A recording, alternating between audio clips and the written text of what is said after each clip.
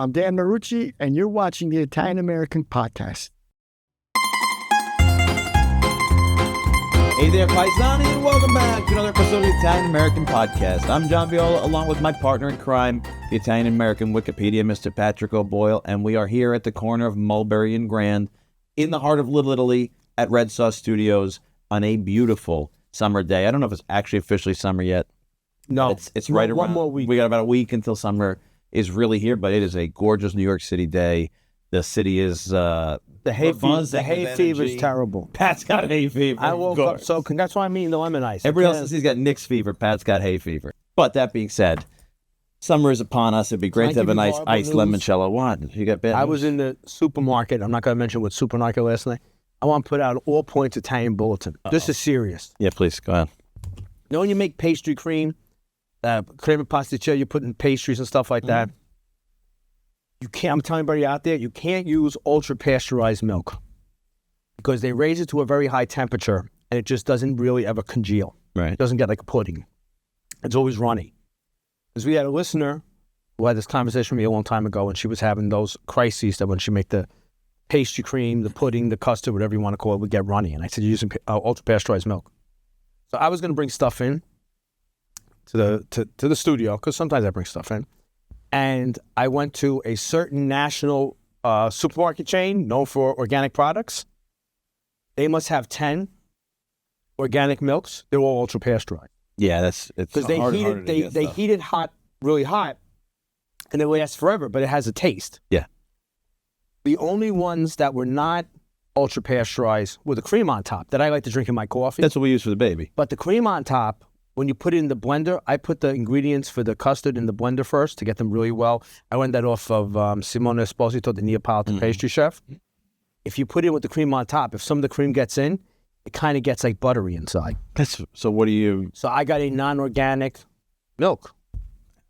But I can't believe, but the reason I'm bringing this up is that America is always looking for the nickel. Yeah. So now all of our organic milk, everyone on the shelf, and you know me, a psychotic guy I was. Yeah. For 30 minutes, they must have thought I really lost. I'm going through every single milk. They were all ultra-pasteurized. It's not unhealthy, it's just more processed. No, but it's an interesting point, too. Like, I remember reading, I think it's 2263, the day Kennedy got shot, whatever, if it's the... November 23rd. 23rd. There's 11/23/63.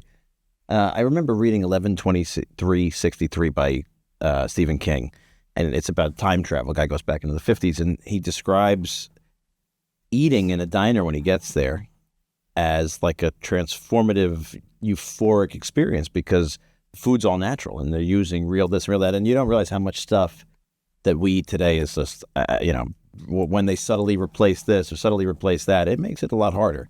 But it brings up an interesting point because I've been thinking a lot about that era as we prepare for today's guest, because we have a gentleman with us today who is also a New Jersey native, comes from the land of gardens and what else?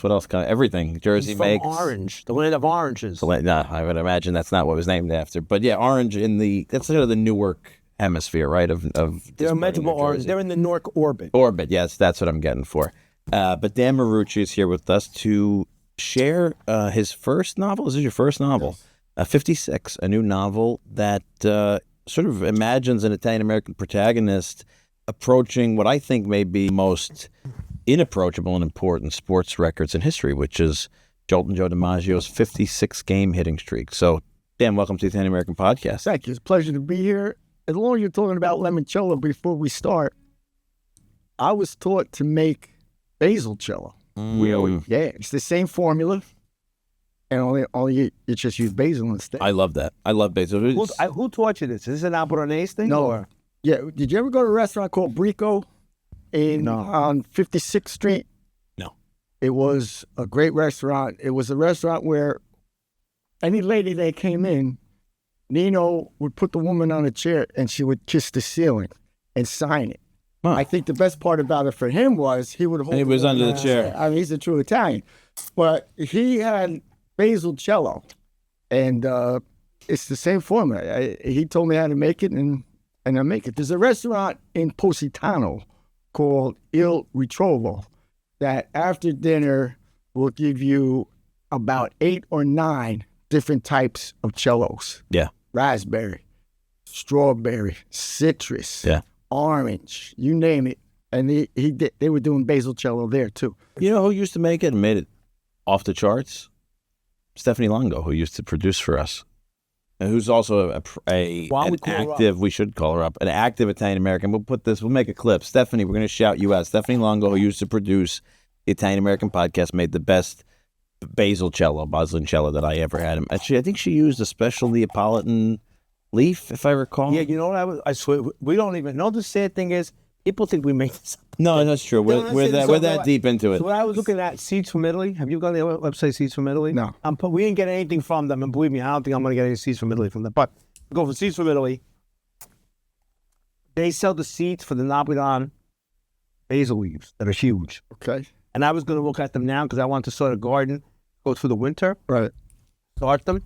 Maybe if I can get those going, we can have a Vasnigol. Listen, if you we interviewed a great, I'm going to forget his name, John something. It was a seed saving expert during COVID. He was fantastic. Nikki can flash the episode photo. Those episodes are hard for us to remember sometimes because when you did it on Zoom, it was much harder. You didn't have the same, you never met these people. But this gentleman was brilliant, and we talked a lot about seed saving in the Italian tradition, and I ended up then getting inspired and going out and tracking down heritage varietals and heirloom seeds from Italy and whose ancestor brought them from this town, and I cannot grow anything. I killed stuff. There's a thing called boragine my father-in-law eats. Mm-hmm. It's a weed, and it's an invasive weed, and they say it's actually hard to kill it, let alone growing it should be easy. I tried 7 different varietals. I couldn't get it to grow. But I have a great basil. I have a great basil from what's the town in Basilicata? The white town. Ostuni. No, in Basilicata. It's Pizzi. Is it? Whatever it is. A town in Basilicata, famed for their wild basil, and I have some if you want the seeds. This is the stuff we do. This is what we. You know who we got to give that to? Ferdinando. Yeah, he's good. Because Ferdinando won't kill it. I've even made basil pasta. You know, you just like spinach pasta. You ground up the basil with the dough. Great flavor. I love basil. Flavor. Yeah, I love basil raw. Really well. Because I had Vasily go on the brain this week. I got it when I was coming in. I was at Seeds from Italy because I'm going to get Uchiganda. It's the Neapolitan Yeah, the big, parsley. big. Oh! Yeah. You don't understand parsley and say the Neapolitan parsley? Really? Because it's like the junior, it's like I want to say stepbrother, the baby brother of lach, celery. Yeah. And it's flavorful. That makes and sense. It's big and it does. I'm going to get that. Yeah. I'm going to get rosemary. If you're out there, seeds from Italy. No, because I have a lot of stuff. Let me bring them in tomorrow because we're recording tomorrow. Yeah. I think. Let me bring in my seeds. My parsley grew over the winter. Really? Mm-hmm. I got it this big. I had to cut it down. I didn't know it was an evergreen. It never was an evergreen. What varietal? Yeah. I don't know. I bought it at Home Depot. The Neapolitan grows twice. That's interesting. Yeah, this kind of stuff is way. Rosemary lasted through. Rosemary should last, right? That should come back. Sometimes it dies over. My mint survived. I have mint. Well, you know, rosemary in the Mediterranean. It's not going nowhere. Stuff that we kill because of our winters. Yeah. So the first time I go to Alberona to visit my cousin, we're walking down the street, and a woman comes by. They say hello, and my cousin says, "She's a Marucci." I said, "Well, she got to be related." Wait a second, she said. There's 3 separate family Marucci trees at Alberona. 3 separate. And they're not all, she said, our Marucci's are one branch, another branch. That woman is from the other branch. I said, so we're not related? No, not related at all. So now we go to the cemetery. Because the big thing with Alberona is the water and the cemetery. Everybody from Orange goes back to the cemetery to see. Every third tombstone was a Marucci. My goodness, how many Maruccis were in there? I found my great-great-aunt. The rest of them, I don't know who the heck they are, but I don't know. So I said to my cousin, is this our family? Is this one our family tree? Is this one the other? So there's too many of them here to remember. A lot of Maruccis. And they all moved to Orange. Now you heard what the mayor of Alberona said? The mayor of Alberona invited, what's his name? The director of Scarface. De Palma. De Palma's from Alberona. I had no idea. Yeah, he's Albanese. Matter of fact, his father was a world-renowned orthopedic surgeon, retired, my father needed hip surgery. They took him out of retirement because he was my grandfather's cousin. Wow. One of the first artificial hips ever done Wow. in my father. And it lasted about 30 years. Because when my father had the other one done, they said to him, well, who did that? He said, Dr. De Palma. They wrote it up in the medical journal. It lasted so long. But anyway, the mayor of Alberona said to Brian De Palma, because you're Albanese, because he visited, next time you come here, if you're ever going to do a shoot in Italy, do it here. You're Albanese, it's in your blood. And beside the fact, we have over 4,000 people that emigrated to our sister city in New Jersey, Orange, New Jersey. So everybody from Orange is Albanese, just about. Yeah, that's true. And the 10 who aren't are from Lucera. We're from Lucera, which is right next door. Yeah. That's pretty Down the amazing. mountain. Alberona's up the mountain, Lucera's down the I mountain. told you this. It's a long story because we're never going to get to the book because I'll go off on that. Yeah, that's fair. I'm an honorary member of the Albanese Social Club. Used to have dinner every Monday night. I never had a bad meal. Really? They are fantastic cooks. Now, What's the province that it's in? they're Foggia. Foggia. But they're by the Campania border. You Yeah. can understand them. Yeah. It's like they speak a Neapolitan with the Barese accent. It's Interesting. kind of like a middle, Yeah. because I didn't get them in the beginning, but it's like once you set your dials, Yeah. they're easy to understand. Yeah. That's I interesting. got another story for you. On that same trip, our cousin's husband doesn't speak English. So we go farther up the hill to a butcher shop. And I was wearing a little schoolboy cap that was my grandfather's. And we go into the butcher shop and they started arguing. My cousin's husband and the butcher started arguing and they're pointing at me. And they were talking so fast with a heavy dialect. I couldn't follow anymore.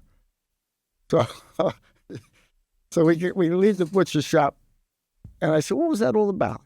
And he said he was yelling at me because he thought I brought in a American mafiosi. I said, what made him think that? He says, because here, the cap that you have, that's what the mafiosi wear. I said, That's did you crazy. tell him I'm your American cousin? Yeah. Yeah, but he didn't believe me. I like that. Italy has weird moments. Yeah, I would there's put that in Italy. weird Things you don't moments. expect to set off the Sometimes cultural yeah, touchstone yeah. that you don't think about. You know, it's interesting to think about the sense of identity and kind of what. You know what else they make really good? What? I got to interrupt. Yeah. Do you make scartellata? Yes. The cookies. My wife makes them better. I have a collection of like attacks. I tax people in pastry. You're now on the scartellata attack. You'll be calling them in. Those are with the pinwheels Vinsanto with with the yeah. That's pretty good. I like that. One of my favorite meals when I go to Puglia is the cicoria and fava. Best. That should be Puglia. I mean, Puglia's got a lot to offer, Yes. but that should be That's like the standard. Yeah. it's great. I love That should be on the great. flag of Yeah. Puglia. Oh my gosh. One of my favorite things in the world It's to eat. great. Absolutely. I could eat Chigoria fava. It's funny, you have those sort of signature dishes for each region. If Yes. you had to kind of like boil down and pick one. I think for me, that's a big Puglia. I mean, obviously, orecchiette, everything with orecchiette. Sicily, you got the pasta con sarde. You know, Naples, I think, for me personally. Has everything else. Of course, right. We got the pizza and stuff, but I like a pasta. I love Genovese. I think Genovese is fantastic. And I always think of Naples when I think of it. You know, speaking of pasta con sarde, it always comes to my mind whenever I eat or am near that dish, Joe DiMaggio, because that was his favorite. He was a Sicilian. Is that his favorite? Yeah, and I remember George Randazzo, may he rest in peace, who was like a grandfather to me, telling me the story of taking him out one time and ordering like health food for him, because Joe had a heart issue by the end, right? And George always tried to like take care of him, and he was one of the few people in his even remotely near his circle of trust. And he said he took him, he gave him whatever, like I think pasta pomodoro, something simple, and somebody else at the table got pasta con sarde, and DiMaggio ripped into George, like basically said, you know, who are you to pick from me? That's what I want. Make sure they bring. And they brought it out, and he was happy and stuff. But not a famously great guy, right? I mean, people I myself have a story about his sort of standoffishness. I never met him. No. Had he been maybe he was at NIAF when I was there when I was young. Probably. No, I don't think so. But from what I've heard from other people, like third parties, I wouldn't say a great guy as much as curmudgeonly. Yeah, Curmudgeonly, exactly. Yeah. Cranky guy. Cranky guy, kind of could be nasty, but Our good friend Buddy Fortunato, the great. Buddy yeah, he's got a great Fortunato. story about him. Yeah, He's got more than a great story. Yeah. He's got. I'll share one with you. They were at the Manor in West Orange, and Buddy was with Joe DiMaggio and 3 or 4 other guys around the table. give everybody in the audience just so they know. Buddy Fortunato, he's been on the show. He's the editor of the publishers. That's what I should say. The publisher of the Italian The Tribune. New York Jersey. Times and the Yeah. Italian That's American absolutely People. right. Yes, and a good guy. So there was a wedding going on, and the father of the bride had to go to the men's room. But going to the men's room, he had to go through the dining room and spotted Joe DiMaggio. So the father of the bride came over to excuse himself and introduced himself, and he said, "Mr. DiMaggio, it's my daughter's wedding. I think it's come in and say congratulations to her. It would really mean a lot to me. It would really mean a lot to her." And Buddy said, well, DiMaggio was very polite, but he said, listen, I'm guests of these gentlemen. I can't leave these people. He said, okay, I understand. So the guy goes to the bathroom, comes back, says goodbye, waves. And then all of a sudden DiMaggio says, it's the guy's daughter's wedding. He said, it'd be nice to go in there and say it. He got up and he walked in and said congratulations, said a few words, and that was it. That's the B side of the record. Yeah. See, like that's, and I think that speaks to, I mean, I've told this story in the air a million times, but I'm actually reminded of it because I'm in super baseball mode, as the audience can see. The Italian World Baseball Classic team really just pulled me back in through the tournament to my love of baseball, which as you get older and go through life, I think sometimes you're less attentive. But I have been devout all season. And I've been watching a lot of documentaries and stuff while I travel. And I'm going to give Nikki the clip. I think we can get it. There was an HBO documentary about DiMaggio made, I think, right after or before he died. And I'm in it, a clip of the one time I ever met him in person. It happens to be in it. I see it at the end of this thing. It's 1997. It's the first time ever the Yankees and the Mets play in the regular season. Right. My dad is at the New York Mercantile Exchange at the time, and they were the sponsors. For whatever reason, they never did anything like it before. They opted to sponsor this and create a thing called the Merc Cup. And that was a hand of God. It was a hand of God, right? Said, Amazingly enough, yeah. My little John has to go. You gotta go see Joe DiMaggio, kid. And I'm like, I was so small. They thought I was a midget until I was a junior in high school. So I'm like this tiny little 13, 14-year-old kid. And my dad takes me out of school, and he says, hey, the Yankees have won the series.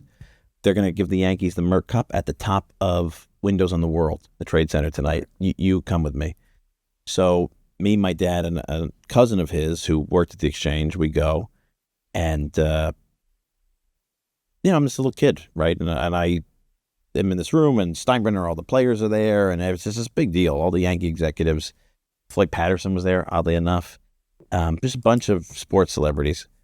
And I look through this curtain, the other part of the restaurant, and there's Joe DiMaggio framed by the backlight of New York City and Windows on the World.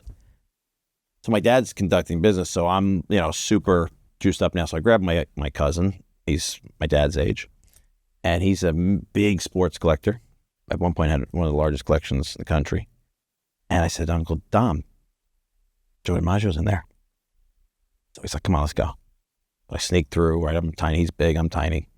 And I have my little disposable camera. I take it up to Joe DiMaggio, and I tap him on the shoulder. And my grandfather came from Italy and became a DiMaggio nut. In my house, he was a god. Sure. So my grandfather was very sick. He died shortly after DiMaggio did, as a matter of fact. I said, Mr. DiMaggio, my name's John Viola. I'm Italian-American. I just want, I don't want to bother you. But my grandfather, I explained, I'm a big fan. He's sick. I just would love to bring back a picture with you for him. Would you mind? And so he turns to me like this. He doesn't say boo, doesn't say a word to me. But he obviously posing for the picture. My cousin's uncle takes the shot. I'm all juiced up.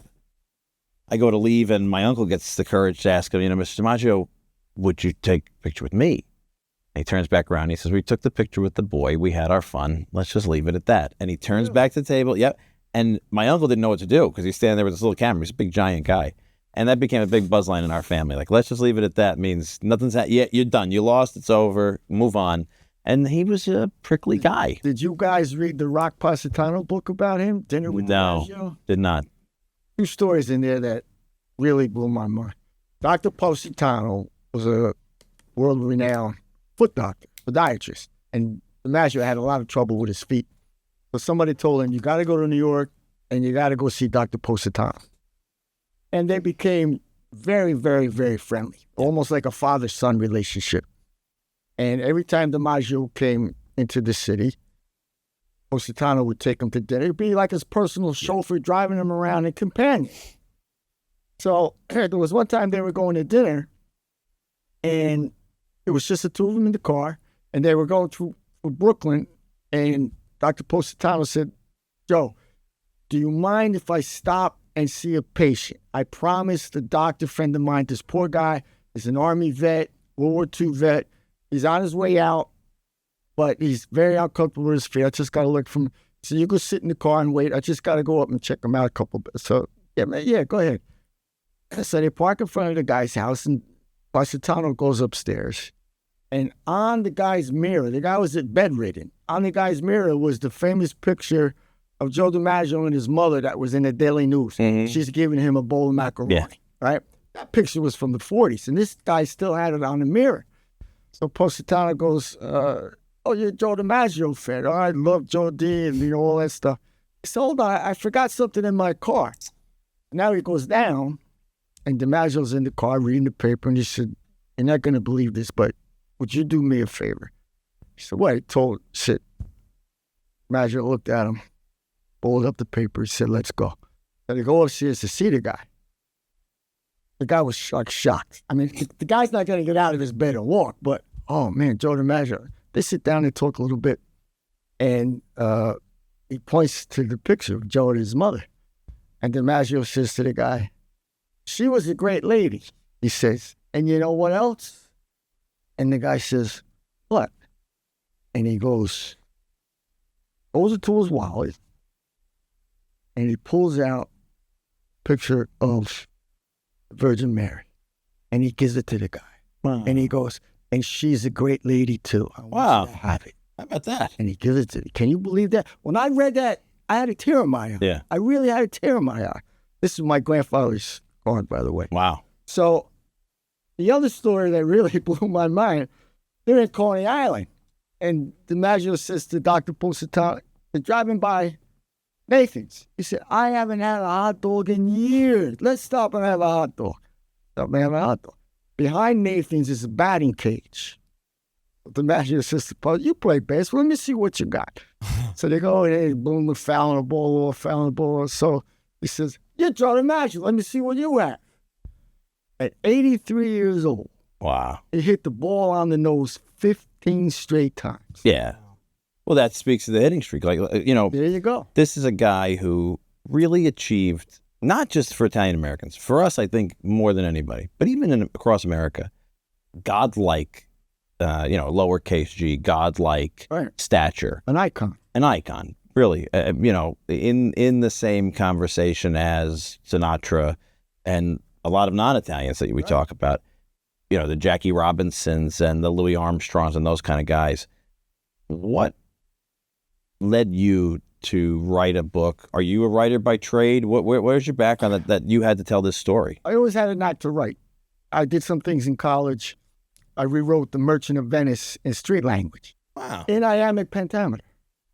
Holy cow. Yeah. And I always had this idea. I remember when Pete Rose was challenging Joe DiMaggio's streak. Remember that back in 1978? I wasn't around, but as a baseball fan, I know. Yeah, he did. Got Yeah. up to 45 games. And every day leading, did he get a hit? Did he get a hit? If you're watching a Yankee game and they would break in and show you, Pete Rose got a hit. Now he's up to 33. 30. And I'm saying to myself, well, what would happen if somebody really challenged it, really came close? And my main character, I gave him the name Vincent Donato, after Vincent Minnelli, my maternal grandfather, and Donato Marucci. Oh, beautiful. That's nice. So Vincent Donato, he grows up in Orange. You know Orange. Orange is a street smart. You got to be street smart to survive in Orange. A lot of thugs, a lot of hanging out on the corners, things like that. And he was all involved in that. And there came a point in his life where he either was going to go that way or this way. And he was smart enough to say, those guys, I could still be friends with them, but I'm not going to do what they do. I'm not getting in the car. There was a scout here from the Chicago White Sox. I'm going to give him a call and see if I still have it. So it gets into the big leagues. He's a marginal player. He's not a superstar. He's a marginal player, but he's known more for his escapades off the field. Goes out with movie stars, goes to the nightclubs, gets in barroom brawls, seen with unsavory characters. He's headlines, but not for what he's doing on the field. And because of that, he creates a lot of controversy. People come to the ballpark to see him.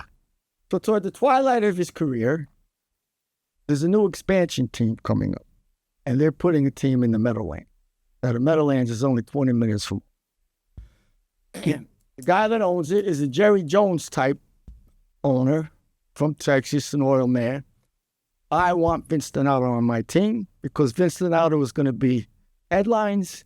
He's always been headlines. I want him on my team because I want people to come to my ballpark. We're challenging the Mets. We're challenging the Yankees. So he invites Vince, come and spend some time with me on my ranch. Now, Vince was also a ladies' man. And he immediately develops an affair with the owner's wife. Mm-hmm. She goes after him. He says, she's cheating on me. So, he's not married. So they start the season, and they're off to a terrible, terrible start. And the owner starts prodding him. When are you going to do something? When are you going to, you're not in the headlines. And he said, I told you. I never went out looking for publicity. It just happened. It happens. Get off my back. So little by little, they were going at it. And in the meantime, there's a chapter I call Pressures. Not only is he hearing it from the owner, but he's got 3 sisters. Each sister has family problems coming to him. But he's got pressures from his 3 sisters. He's got pressure from the owner. Not only that, the owner now, behind it, everybody's back, has somebody stalking him, threatening him. So he's got the threat, got the owner on his back, got the owner's wife on his back. He's got his movie star wife, his movie star girlfriend who's making a movie in New York. She's pressuring him. She wants to get married. And his 3 sisters pressure. And all of this tumbles into, he develops a hitting streak. And the guy that the owner has hired to threaten him says, you keep this hitting streak going. Otherwise, I'm going to kill you. And he doesn't go to the police, these letters. Who does he go to? His friends that he grew up with. They send a bodyguard with him at all times. They wind up finding the guy. He's buried somewhere between the north and south of the Parkway. And the hitting streak continues. Now, it gets up to game 55. Wait, don't give away the whole book.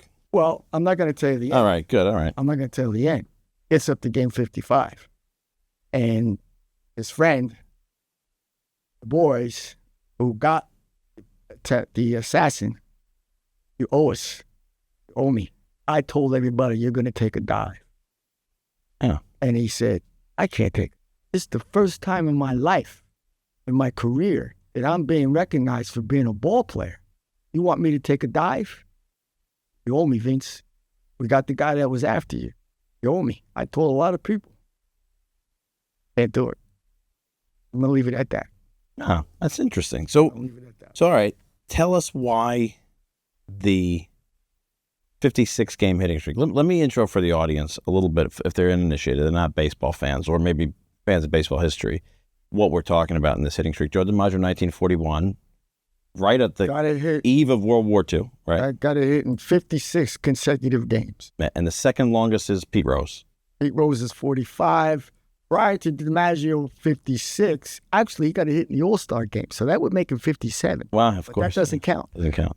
The record at that time was 44. Mm-hmm. Wee Willie Keeler. Wee Willie Keeler. And DiMaggio, I mean, not to mention when DiMaggio finally had the streak ended in Cleveland. Hits for 16 more games. Right, so it would have been like 70-something, right? 71 something. 72 games out of 73. But the nation's on the cusp of war, right? Everybody kind of sees what's coming. Right. D-Day's going to come. Pearl Harbor's going to come at the end of the year. Right. You have kind of the awareness that things aren't going to be the same next season. DiMaggio's doing this. It's national news. It's in every newsreel, right? It's all over the place. And you got Ted Williams batting 400, approaching, 406. right? 4-6. That came after. It comes after the streak's over. DiMaggio's streak was done in June, I believe. June or the beginning of July. And Williams at that time was over 400. Wow. But nobody was even thinking of that because the last guy to hit 400 was only 10 years prior to that. It's true. It's not A lot that of much people of an have hit accomplishment. 400 You're right. before. Yeah, that's interesting. But nobody has hit 400 since. And nobody's hitting any, I mean, other than Pete Rose, right? Nobody's come close to DiMaggio. Nobody. Is it a record that Nobody will ever break. Nobody will. nobody, you don't, why not? It's just when you, I mean, it's just compounded. It just, the odds just go greater and greater with every game gone. Yeah. It's just, I think some mathematician did something, $1 million or something to one. It's just never going to happen again. Never going to happen again. Do you think that streak in particular, because it's so unique, consistency, right, is the key. Do you think that gives DiMaggio a different lore than other ball players of the past? Well, yes, but when you think of DiMaggio's teams, and I'm not a Yankee fan. Everybody, What? I'm a Red Sox fan. What? Where did that come from? Why? You know where that came from? Tony Canigliaro. Holy Tony C. moly. But That's the biggest shocker I've ever had on this Yeah, podcast. it's a little crazy, really. I did not expect that. In the middle of New York, some satellite of Jersey. off the TV. They don't want to hear Close that it, anymore. end it. But what was I going to say? I forgot now. But that's Canigliano. Tony Canigliaro. Canigliaro, yeah. I was 13 years old when he broke in. I always used to root for the Italian ball players. Had Tony Canigliaro, they had Rico Petrocelli on that team. My lifelong idol growing up was Rocky Colavito. Loved the guy. He played for Cleveland. Played for Cleveland, Detroit. Then he bounced around. Actually, he played for the Yankees at the end of his career. Really? I didn't root for the Yankees then. I rooted for him. Yeah. But Joe DiMaggio, the thing about DiMaggio was not only the 56 games, but they were a dynasty during his years, and he was the best player on the best team. Yeah. So that's just what made. I mean, the guy that people above don't. everybody. If you're not a baseball fan, the guy walked more than he struck out. Right? I mean, he No, I think he struck out about 3 more times in his career. 3 more times. But I mean, really, I mean, the guy. Who does that his now? consistency was incredible. Right? does that I mean, now they strike out in a week more than he did in a whole season. Yeah, it's unbelievable to look at his numbers in comparison Yes. with where we are today, and it kind of begs the question. You write a book like this. You're obviously doing a lot of historical research. Where do you think a guy like DiMaggio, probably natural talents in any era, but a guy like Canigliaro and those guys, where does the average ball player from back then land today if they play? I always said it's very difficult to compare players of different eras. Now, I grew up in the era where Jim Brown was the greatest running back I've ever seen. People even say he's the greatest football player of all time. But is he better than Eric Dickerson was? Is he better than Barry Sanders was? It's a different era. So you have to judge the people in the era they played. I mean, I was a big Oscar Robertson fan growing up in basketball. Now, to me, he averaged a triple-double a whole year. But is he better than Michael Jordan or Kobe Bryant? I mean, they're all good. You have to judge the player in the era that they played. That's how I feel.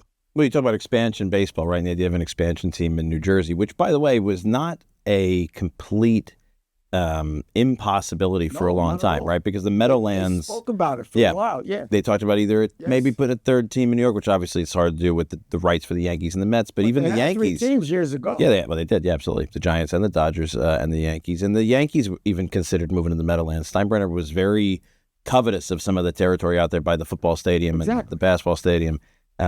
So it could certainly have been. But, you talk about expansion in baseball. And, DiMaggio played in an era with 16 teams, Right. none of them further west than Missouri. And he didn't play against any black or Latin players. Yeah, exactly. He did. That's another yeah. thing. Yeah. Well, by the end he did, right? But by the tail end of his career, because he 51. yeah, so there was 47 to 51, so a couple of years. But yeah, no, I mean it's a completely A different whole different ball game. ball game. Now guys throw 96 is the average fastball. years ago. I mean, maybe Bob Feller's the only guy that threw in the 90s. And they put the bat on the ball all the time. Nobody struck out 100 times years ago. It's amazing to think about it. And it's this sort of specialized thing today, too. Like, these guys, DiMaggio, grew up in an Italian Sicilian family in San Francisco. Right. His father thought baseball was insane. All the brothers played, right? Except for, three of the brothers played. A lot of people don't realize the brother Vince played with the Pirates. And as good as Joe and Dom were. And Dom was a Red Sox. Right. Vince led the National League in strikeouts a couple of years.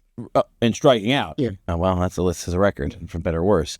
But, that those families, it was like, what are you, nuts? You're going to play baseball. Nowadays, a kid shows any talent, you got coaches from preschool. I mean, it's, it's a different specialization. You mentioned Buddy Fortunato before. His 10-year-old grandson is a very, very gifted catcher.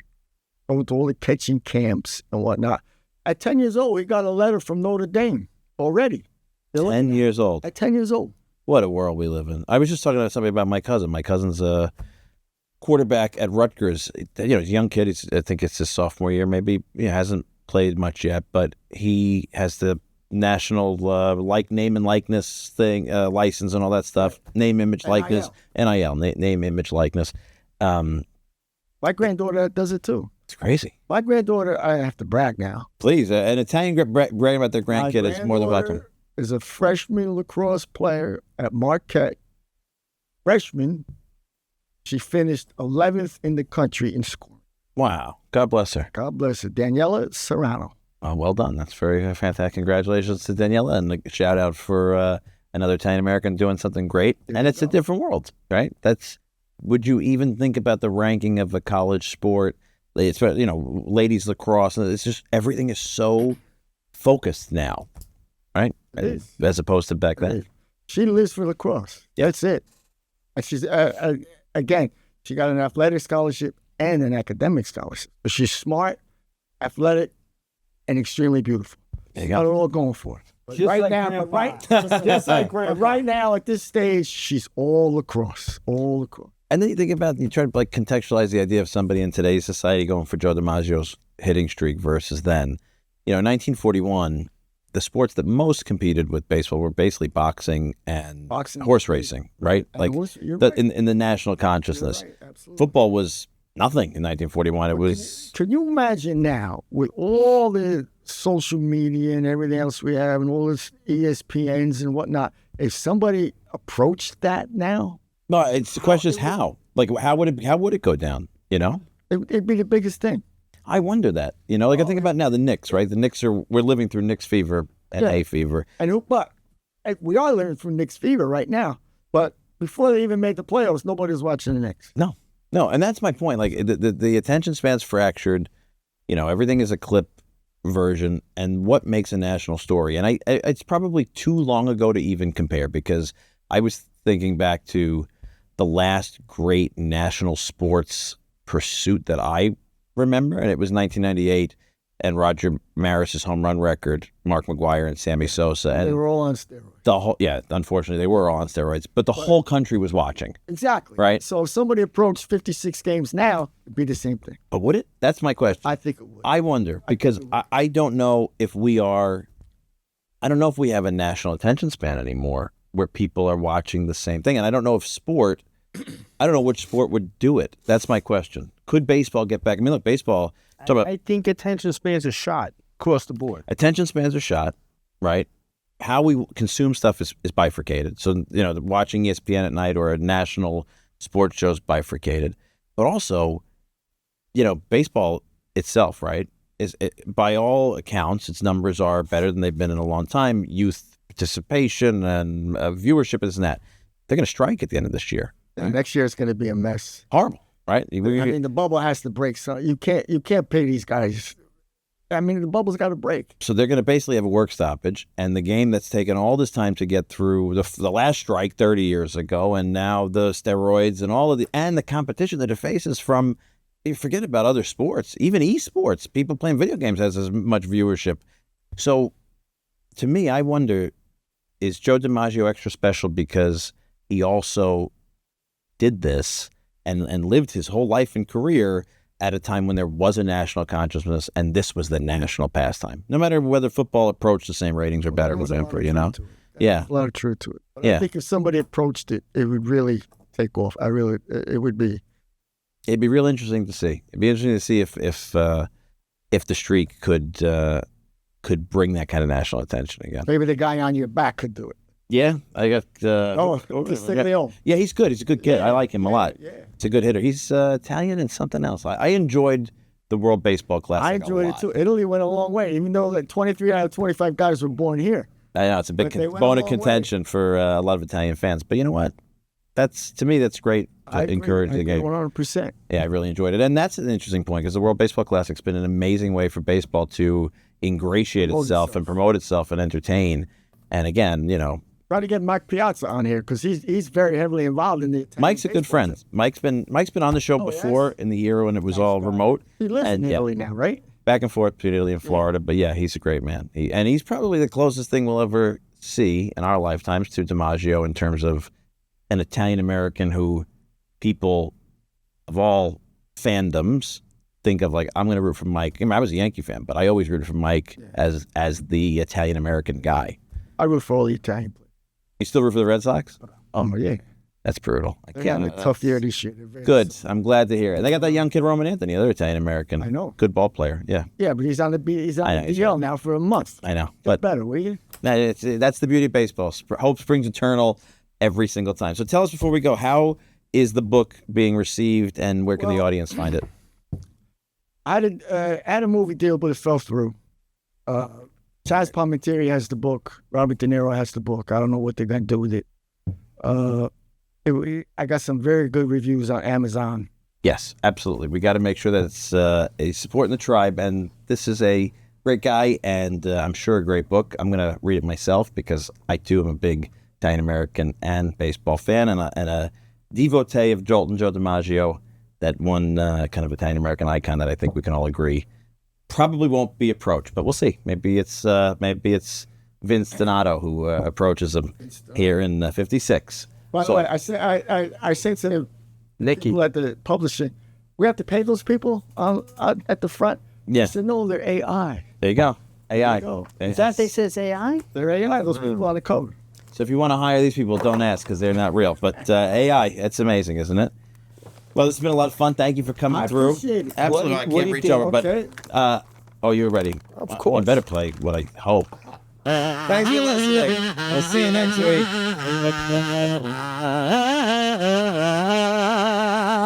Buy me some Venus and Cracker Jack. I don't care if I ever come back. I'm rooting for the Yankees. If they don't win, it's a shame. For it's 1, 2, 3 strikes, you're out of the old.